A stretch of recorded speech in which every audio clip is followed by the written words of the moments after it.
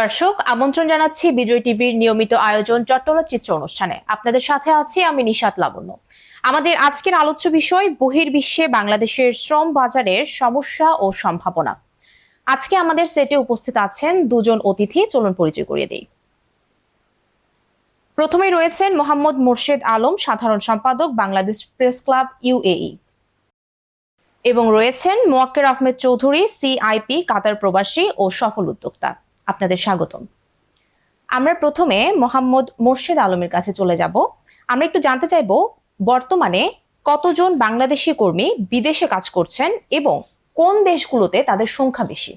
আসলে আমরা যারা বিশ্বের বিভিন্ন প্রান্তে প্রায় 1,35,00,000 অধিক প্রবাসী বাংলাদেশির অবস্থান রয়েছে বিশ্বের বিভিন্ন দেশে।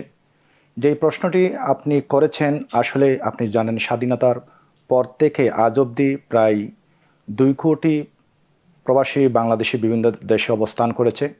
বিশেষ করে নানা কারণে অনেক প্রবাসী বাংলাদেশিরা দেশে ফেরত এসেছেন। তবে এই মুহূর্তে যেটি আমাদের পরিসংখ্যান বা বিভিন্ন জায়গা থেকে আমাদের যে সংখ্যান, সেটি হচ্ছে প্রায় 1,35,00,000 অধিক প্রবাসী বাংলাদেশি এই মুহূর্তে বিশ্বের প্রায় 176টি দেশে অবস্থান করছেন।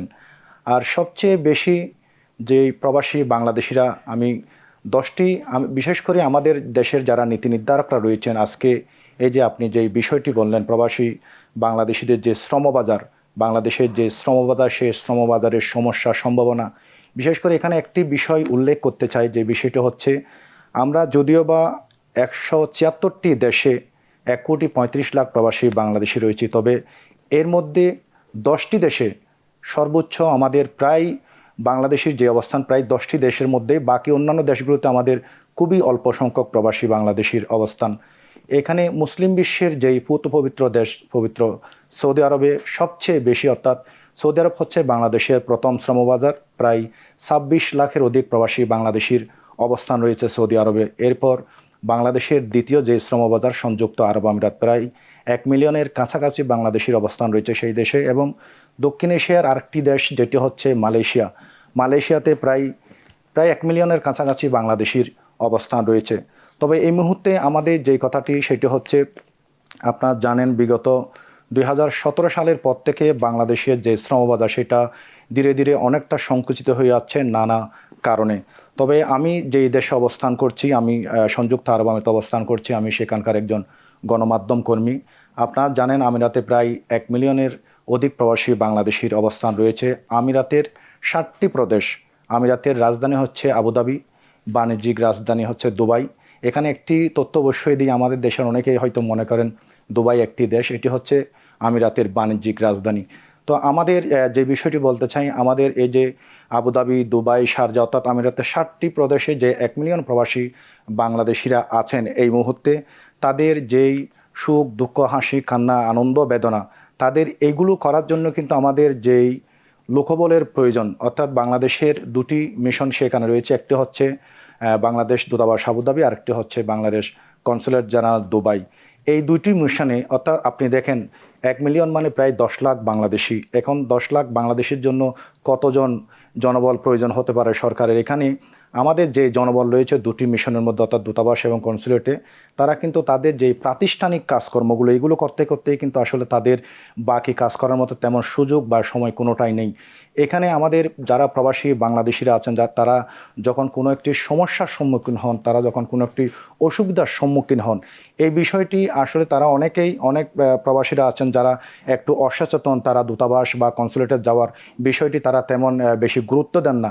তাদের এই সমস্যাগুলো আসলে শোনার মতো আমাদের আলাদা কোনো উদ্যোগ বা পদক্ষেপ নেই। যে কারণে আমি বলবো, আমাদের এই যে 2012 সালের 12ই আগস্টের পর থেকে সংযুক্ত আরব আমিরাতের যে মেইন স্ট্রিম, অর্থাৎ বাংলাদেশ থেকে যেটি শ্রমিক, সরাসরি বাংলাদেশ থেকে শ্রমিক যাওয়ার যেই সুযোগ, সেটি কিন্তু 2012 সালের 12ই আগস্ট থেকে বন্ধ ছিল। তবে করোনাকালীন সময়ে বা আমিরাত সরকারের শিথিলতার কারণে সেই সময় কিন্তু অনেক প্রবাসী বাংলাদেশি গিয়েছেন, যার কারণে কিন্তু এই মুহূর্তে, না হলে 2012 সালে বাংলাদেশের প্রবাসীর সংখ্যা ছিল আমিরাতে প্রায় 12 লাখের অধিক।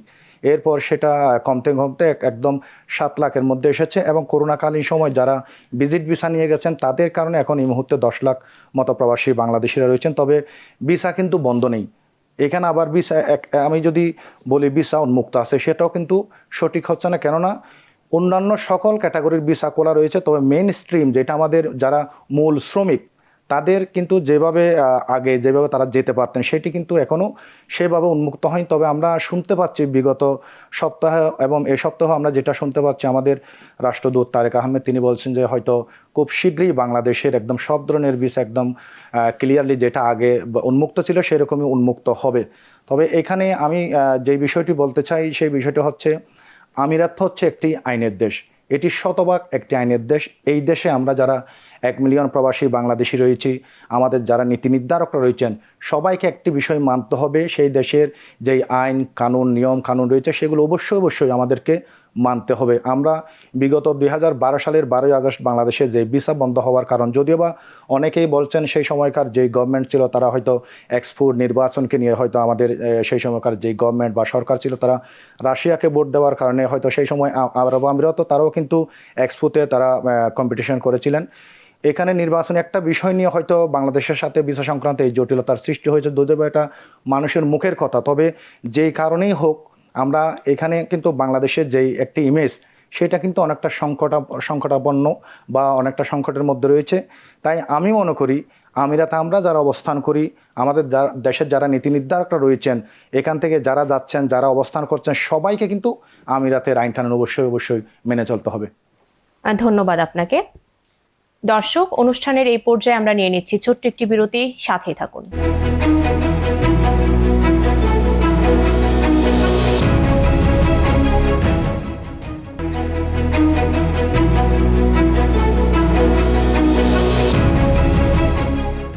দর্শক, বিরতির পর স্বাগতম আরো একবার। আমরা চলে যাচ্ছি অনুষ্ঠানের মূল পর্বে। মোয়াক্কের আহমেদ চৌধুরীর কাছে একটু যাব। আমরা জানতে চাইবো আমাদের প্রবাসী শ্রমিকদের মূলধারার কাজগুলো কি ধরনের। দীর্ঘ প্রায় 8-9 বছর আমি প্রবাসে আছি। আমি কাতারে থাকি। তো কাতারে থাকার প্রেক্ষিতে আমি যে জিনিসটা দেখছি, আমাদের প্রবাসী বাঙালি সে যতই শিক্ষিত হোক আর হোক, কিন্তু ম্যাক্সিমাম লেবার প্রফেশন নিয়ে আসলে বিদেশে যাওয়া হয় আর কি। তার শিক্ষার মূল্যায়নটা কিন্তু ওই দেশে বা বাইরের দেশগুলোতে ভাবে প্রতিফলিত হয় না, ওইভাবে সে মূল্যায়ন পায় না, কারণ সে দক্ষ না, এবং তার নিজের মনের মধ্যে একটা কনফিডেন্সও থাকে না যে আমি ওখানে গিয়ে কি কাজ করব। তো সেক্ষেত্রে ম্যাক্সিমাম আমি যেটা দেখছি আপনার প্রশ্ন অনুযায়ী, ম্যাক্সিমাম এখানে পেইন্টার কনস্ট্রাকশনের কাজ নিয়ে ম্যাক্সিমাম যায়, এবং তারা ওইভাবেই তাদের বিদেশের লাইফটা শুরু করে, এবং সেক্ষেত্রে ম্যাক্সিমাম ক্ষেত্রে তাদের বিদেশটা খুবই নিম্নমানের তারা লাইফ লিড করে। সেক্ষেত্রে 90% বলেন যারা আমি যতটুকু দেখছি। তো সব মিলিয়ে আমাদের যে ধারা কাজগুলো ম্যাক্সিমাম হচ্ছে আপনার লেবার শ্রেণীর কাজ ওখানে। তারপরে কেউ যায় ড্রাইভিং বিষয়, কেউ যায় ঘরের বিষয়, ঘরের কাজের বিষয়, যেটাকে খাদ্যামা বিষয় বলা হয়।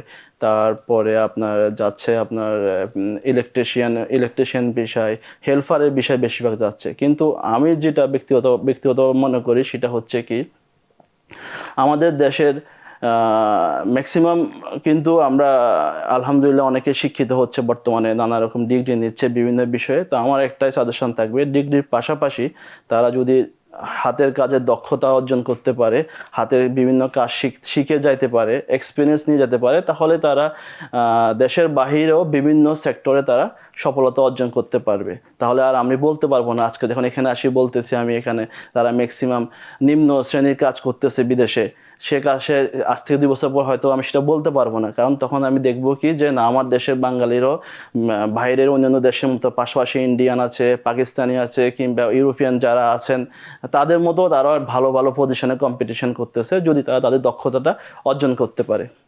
আচ্ছা, ধন্যবাদ। আমরা আরেকটু জানতে চাইবো বাংলাদেশ থেকে কর্মী পাঠাতে কোন কোন চ্যালেঞ্জগুলোর মুখোমুখি হতে হয়। বাংলাদেশ থেকে কর্মী পাঠাতে যে জিনিসগুলো সম্মুখীন হচ্ছে সেটা হচ্ছে, আমি যে যতটুকু দেখছি সেটা হচ্ছে কি, আমাকে যে প্রফেশন অনুযায়ী আমি নিয়ে যাওয়ার কথা ছিল, আমি সে প্রফেশন অনুযায়ী আমার দেশ থেকে কর্মী পাচ্ছি না। তো আমাকে করতে হয় কি, আমার প্রফেশন হচ্ছে ইঞ্জিনিয়ার। সাপোজ আমি ওই দেশে একটা ভিসা পেলাম, প্রফেশন হচ্ছে ইঞ্জিনিয়ার, কিন্তু আমি আমার দেশে ইঞ্জিনিয়ার খুঁজে পাচ্ছি না বিদেশে যাওয়ার মতো। আমাকে ওই ইঞ্জিনিয়ার প্রফেশনে আমাকে নিয়ে যেতে হচ্ছে একজন লেবারকে, এবং তাকে ওখানে নিয়ে গিয়ে আবার প্রফেশন চেঞ্জ করে ওখানে চাকরি দেওয়া, সেটাও আমার জন্য, আমি যদি নিয়োগকর্তা হই আমার জন্য সেটা ডিফিকাল্ট হয়ে যাচ্ছে।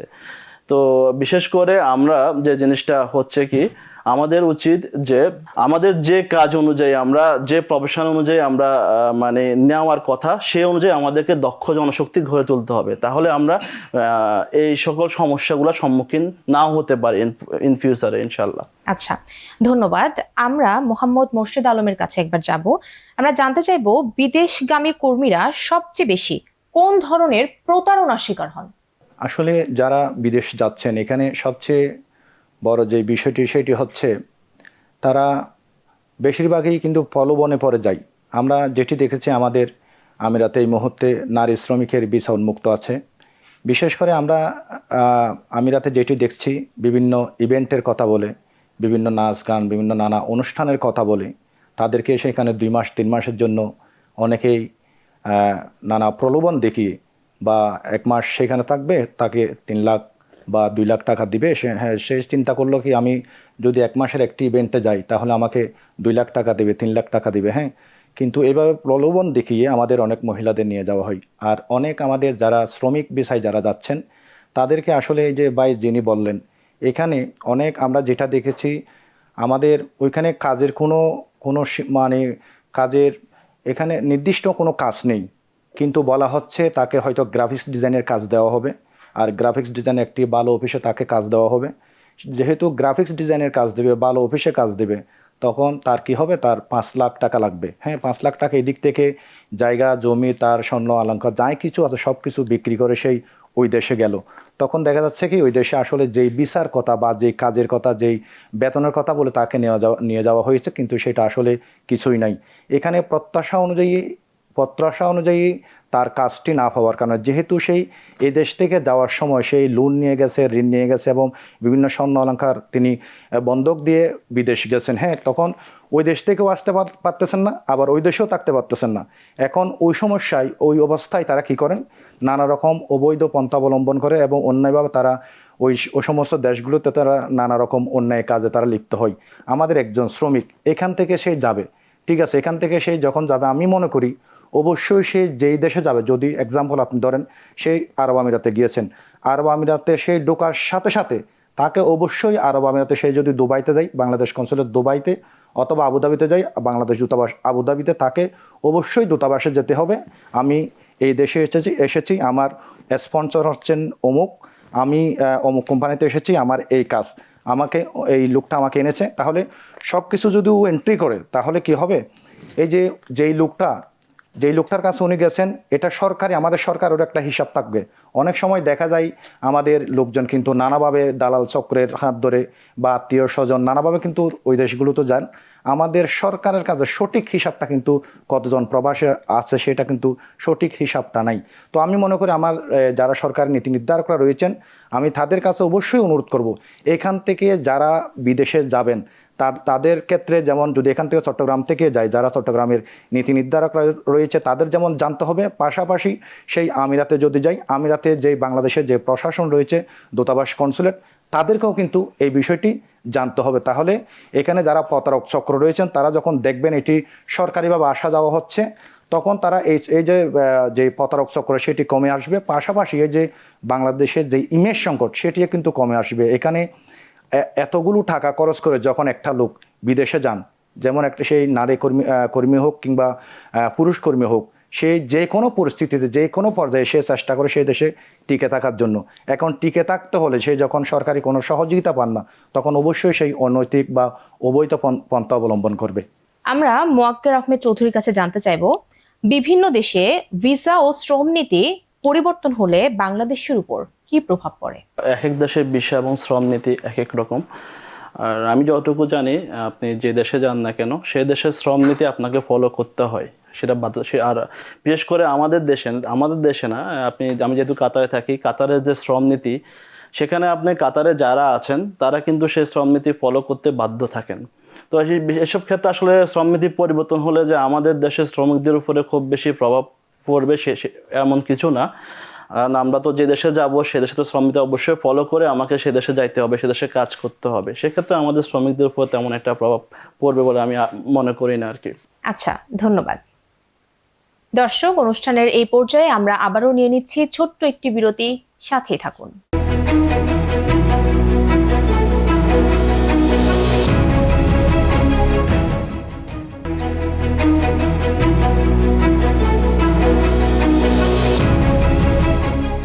দর্শক, বিরতির পর আরো একবার স্বাগত জানাচ্ছি চট্টলার চিত্র অনুষ্ঠানে।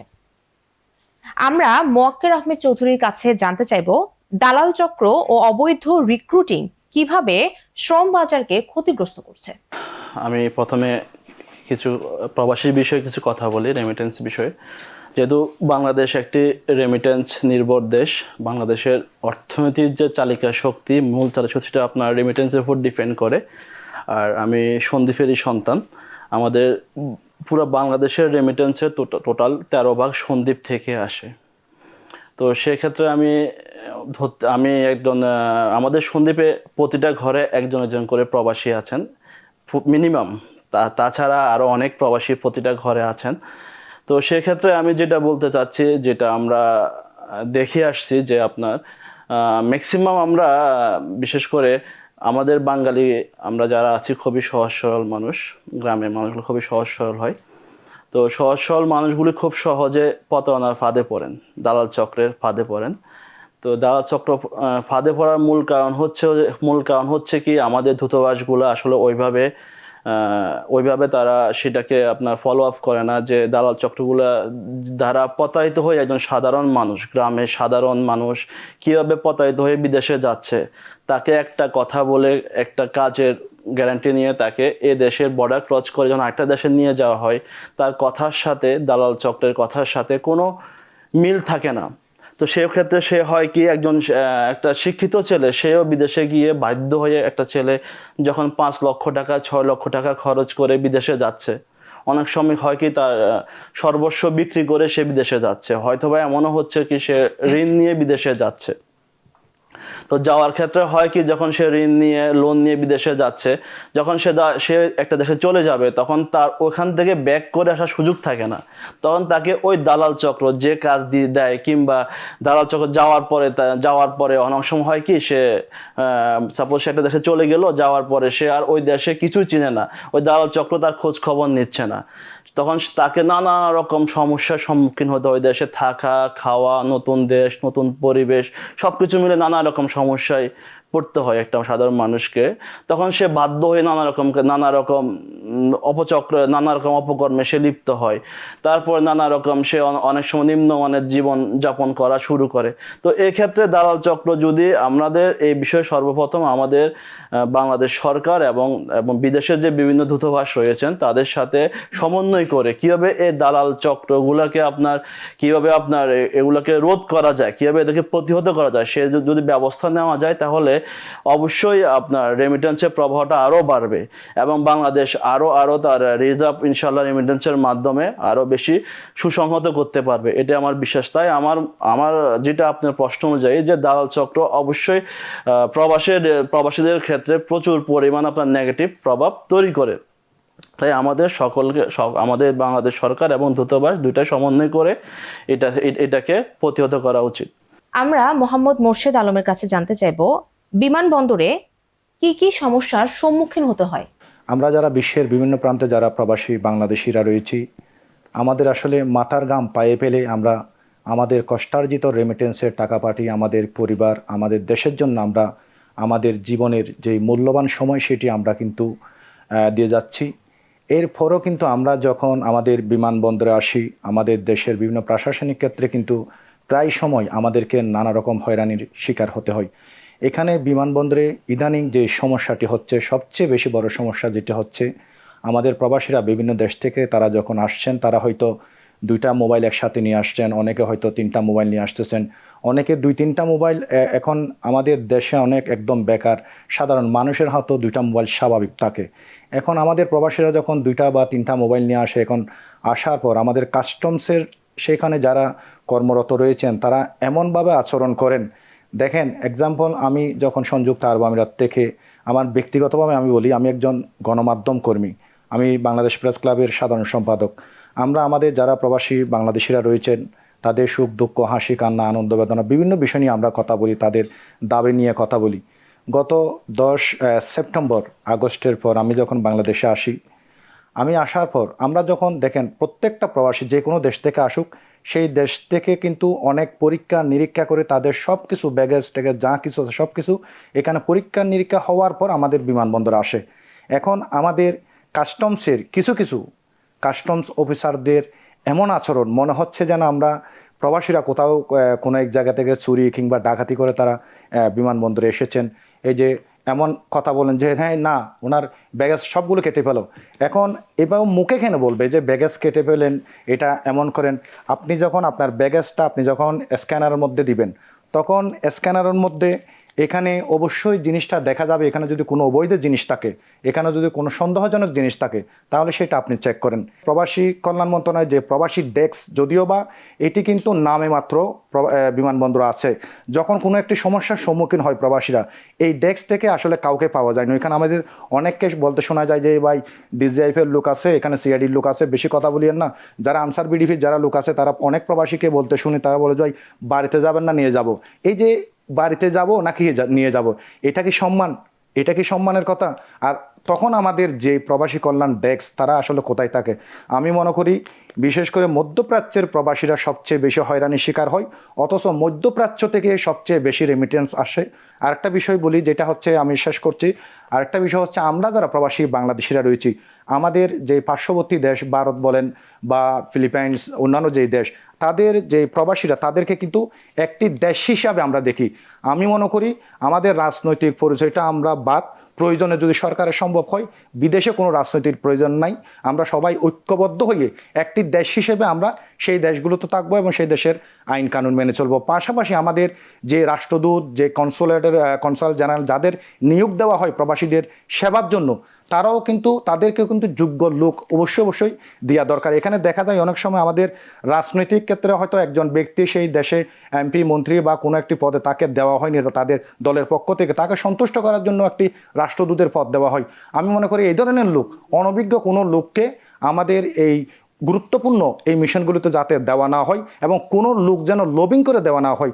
এখানে যোগ্য লোক, এখন অন্তর্বর্তীকালীন সরকারের প্রধান উপদেষ্টা আমাদের ডক্টর মোহাম্মদ ইউনূস, তিনি যেভাবে বর্তমান যিনি উন্নয়ন কর্তৃপক্ষের চেয়ারম্যান আশিক চৌধুরী, এই যে একজন গুরুত্বপূর্ণ একটা মানুষ, সেই হঠাৎ করে এসে আপনি দেখেন বাংলাদেশের যে চীন সফর, কাতার সফর, সেই সফরগুলোতে তার যে পারফরমেন্স, এরকম পারফরমেন্স করে যে আমাদের এই যে 1,35,00,000 প্রবাসী বাংলাদেশের মধ্যে অনেক গুরুত্বপূর্ণ মানুষ রয়েছে যারা বাংলাদেশের গুরুত্বপূর্ণ অবদান রাখতে পারে।